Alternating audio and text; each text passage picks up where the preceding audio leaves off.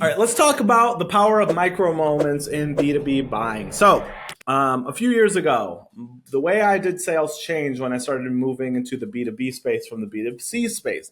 A lot of B2C buying, I came from fitness and wellness, is sometimes emotional, right? You're talking to people and you're like, I used to own gyms, right? And they would come through and they'd be like, I want to lose weight. And I'd get into, well, why do you want to lose weight? You know, what's been going on? What have you tried before? And you get a lot of people who are kind of sometimes emotional about it. They're like, yeah, I've tried for forever. I put everybody else first. I've never cared about myself. I feel ugly. I feel unlovable. And you're like, holy shit. Okay, this is important, right? Let's talk about this for a couple of reasons. One, it magnifies the actual reason you're here. You're not actually here for abs. You're here because you want to start prioritizing yourself and feeling valuable. And so that was really important, and especially in the fitness space, to communicate that to people, right? And say, hey, I need to know what's going on with you, and you need to know what's going on with you. It's going to make you show up to these sessions. But that shifted when I moved over to the B2B space, when people are like, well, why are you interested in account-based marketing, I would ask. And they're like, well, because I need to increase revenue or profit by 10% in the next 24 months. That's why. I'm like, oh, okay, well, that's not so emotional of a reason. And so what I came to realize was that when it came to B2B buying, you need to highlight the importance, but the importance might be a little bit different. And the motivation may be different, and it's more focused around security than it is around like maybe self-worth or value, right? And you also need to get rid of reasons why they wouldn't do business with you. So there were a lot of micro moments, is what we would call them, throughout our sales presentations that we would add to every single one of these conversations to improve our conversion rate. And so I want to share how we worked those for ourselves and how you could do it in your business and for your sales conversations. So one of the first things a lot of people would do when you're having a B2B sales conversation, and what they're wondering is like, why? Why would I trust you? And so one of the first things we do straight away is just show like, this is who we are. This is our background, right? So in our case, I've been in the space for 15 years. I've spoken on a bunch of stages and like I've taught this to hundreds of different professionals. So those are some authority indicators that would be like, oh, okay. So then maybe this jerk does know what he's talking about. Right. Then we would also show case studies of current clients or former clients and show their transformation. And now we're like, see, this can work for people like you. So it's answering the question and it's removing the potential objection of, will this work for me? Which is a huge one that a lot of people have, especially in my space, which is more like lead gen, demand gen, customer acquisition.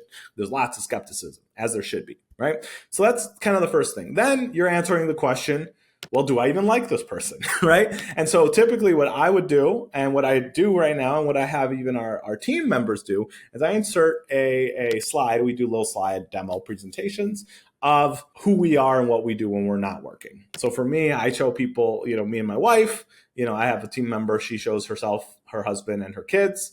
I show my dogs because I don't have kids. They're my not kids. And then I'll show me baking, right? Because I love to cook and bake. And so I remember she would show herself working out at like CrossFitting or something because she loves to do CrossFit. And what this allows people to do is, one, it lowers their guard a little bit because it shows that you're a real person and allows them to determine, do I like this human being as a person? Because they're not going to do business with you if they don't like you, and kind of vice versa, right? If you guys don't get along, you're not going to work well together, and let's figure that out straight away. So that's kind of the second thing is like, okay, do I trust this person, right? Will it work for me? And do I like them is next, okay?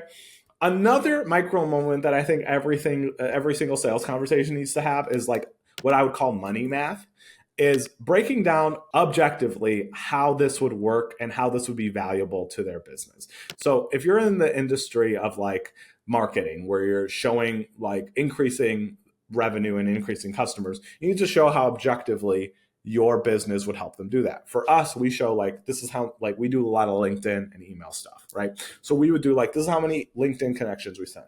This is how many people will connect. This is how many people will reply. This is how many people will meet with you. This is how many people will buy. And that just becomes math. And now it's not me saying, trust me, bro. It's me objectively showing how this would work. If you're a social media marketer, let's say you do video editing for people, you could say like, look, This is my client. This is how many impressions he got after 1 week, 2 weeks, after 4 weeks. And this is how his sales conversations increased. This is how his sales conversions increased, right? And so you're just being objective and showing, look, this is how this works in your business with just math. And if you're somebody who's saving somebody time, that might be another way you communicate this. Where like, look, 1 hour of your time is worth, if you're a CEO or whatever, is worth $500 an hour. What we're doing takes around 10 hours. If you were to do it manually, it would take you 20 hours a week. And so that would cost you effectively this much money, month over month. If you hired us, it would cost you a tenth of that, and it would be done better. And that's not even to count you were focusing on your business. You'd be able to grow it much more quickly if you weren't distracted doing this bullshit. Right? So you're just becoming objective when it comes to the micro moments in your B2B buying. And so increasing and adding those throughout any sort of sales conversation or pitch or demo slides or whatever it is going to help remove any reason to say no, so that at the end, it's just a yes, I'm interested, or no, I'm not interested. I'm not convinced of what you're saying. And then it doesn't become this emotional thing. It becomes very clear and objective as to why they would choose to do business with you.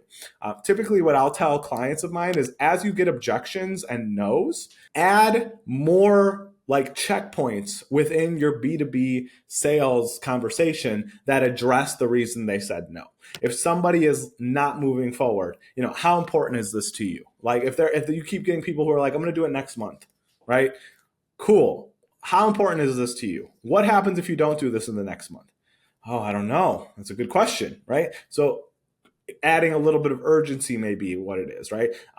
If you're getting a lot of people saying, well, how do I know this will work for me? Showing them a money math or showing them testimonial videos, right? What happens when I buy? Showing them a roadmap of how your onboarding experience goes, right? So just continuing to iterate and improve it. I would say at a minimum every quarter, especially when you're starting, is a great place to start. But if this is all you're doing right now, maybe even monthly, right? Maybe even monthly until you've got it dialed in and you're converting predictably, okay? So those are the micro moments you should be paying attention to in your B2B buying. I hope you found it helpful. If you did, please let me know. Thank you so much. I appreciate you watching this video. Have a beautiful rest of your day. Bye.